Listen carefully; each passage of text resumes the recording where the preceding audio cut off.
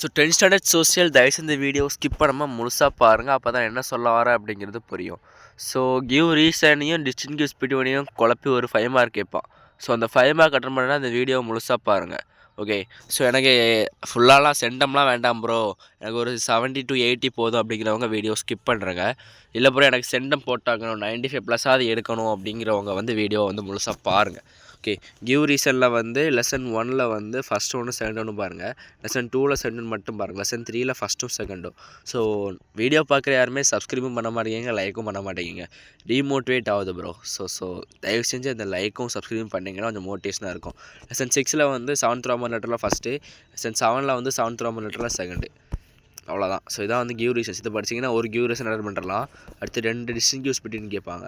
So அதுக்கு வந்து distinguish between பெருசாக இருக்குது அப்படின்னாலும் பரவாயில்ல, 2 பாயிண்ட் படித்தாலே போதும். ஸோ ஒரு பாயிண்ட்டுக்கு ஒரு மார்க் தான். அடுத்து லெசன் 1ல் வந்து செகண்டும் தேர்டும், லெசன் 2ல் வந்து ஃபஸ்ட்டு ஒன்று, லெசன் 3ல் வந்து தேர்டும் ஃபோர்த்தும், லெசன் 4ல் வந்து ஃபஸ்ட்டு செகண்டு தேர்டு 3 பார்த்தாங்க, லெசன் 5ல் 3யும் 4ம், லெசன் 6ல் ஃபஸ்ட் ஒன் மட்டும் பார்த்தாங்க, லெசன் 7ல் 1 2 பார்த்தாங்க.